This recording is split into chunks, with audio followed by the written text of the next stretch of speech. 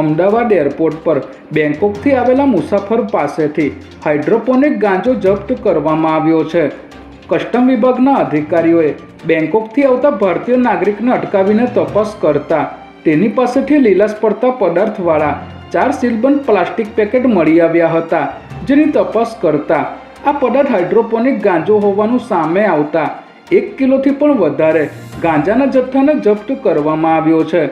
પકડાયેલ ગાંજાના જથ્થાની આંતરરાષ્ટ્રીય બજાર કિંમત 1 કરોડથી પણ વધુ થવા જાય છે, ત્યારે આરોપીને અટકાયતમાં લઈને આ જથ્થો કોને આપવાનો હતો તે દિશામાં પોલીસે તપાસ શરૂ કરી છે।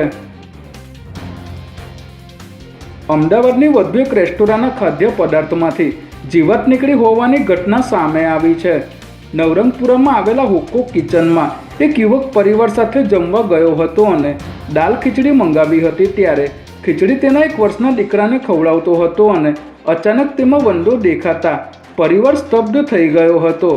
નાના બાળકે આ ખીચડી ખાધી હોવાથી માતા પિતામાં ભારે રોષ જોવા મળ્યો હતો, ત્યારે ગ્રાહકે આ ઘટનાના ફોટો અને વિડીયો સોશિયલ મીડિયા પર પુરાવા તરીકે શેર કર્યા હતા।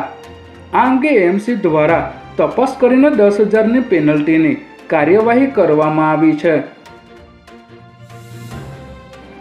ગુજરાતમાં આગામી સ્થાનિક સ્વરાજ્યની ચૂંટણીઓને લઈને વહીવટી તંત્ર અને પોલીસ વિભાગ એક્શન મોડમાં આવી ગયું છે, ત્યારે 15 મહાનગરપાલિકાઓ અને જિલ્લા તાલુકા પંચાયતની ચૂંટણીમાં શાંતિપૂર્ણ મતદાન થાય તે માટે રાજ્યના 1.25 લાખ પોલીસ કર્મીઓની રજાઓ તાત્કાલિક અસરથી રદ કરી દેવામાં આવી છે।